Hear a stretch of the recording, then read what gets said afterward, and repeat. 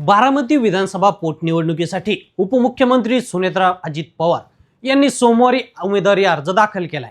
अर्जाबरोबर दिलेल्या प्रतिज्ञापत्रात सुनेत्रा पवार यांनी स्थावर आणि जंगम मालमत्तेची माहिती दिली आहे।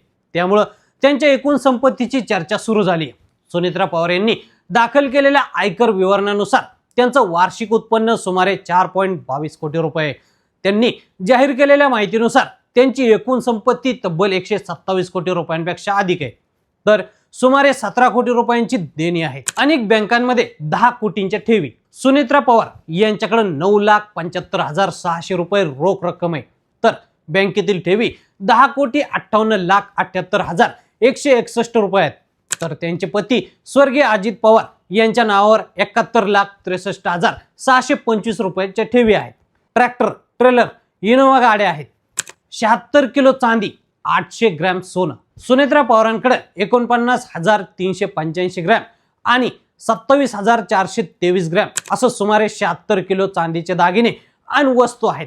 तर सोन्याचे दागिने 860 ग्रॅमचे आहेत। तसेच 169 ग्रॅम हिऱ्याचे दागिने आहेत। सोने आणि चांदीची आजची किंमत 2,92,34,820 रुपये इतकी होती। तर त्यांचे पती अजित पवार यांचे 71,92,665 रुपयांचे दागिने आहेत। सुनेत्रा पवार यांची स्थावर मालमत्ता कुठे कुठे आहे पाहूयात।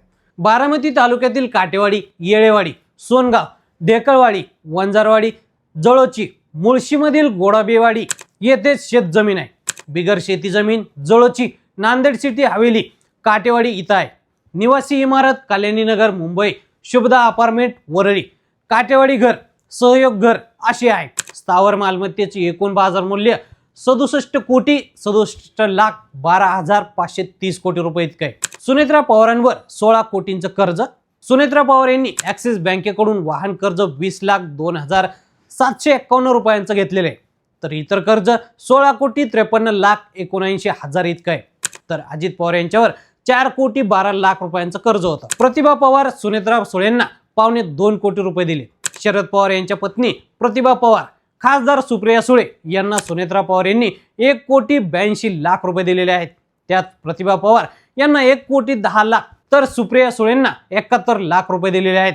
तसेच सुनेत्रा पवारांची वेगवेगळ्या कंपन्यांमध्ये गुंतवणूक असून त्यातून 6,51,00,000 रुपयांचं व्याज मिळतं। तर मंडळी, सुनेत्रा पवारांच्या संपत्तीबद्दल तुम्हाला काय वाटतं आम्हाला कमेंट करून नक्की सांगा। आणि असे नवनवीन माहितीपूर्ण व्हिडिओ पाहण्यासाठी लेट्स अप मराठीत फॉलो करा।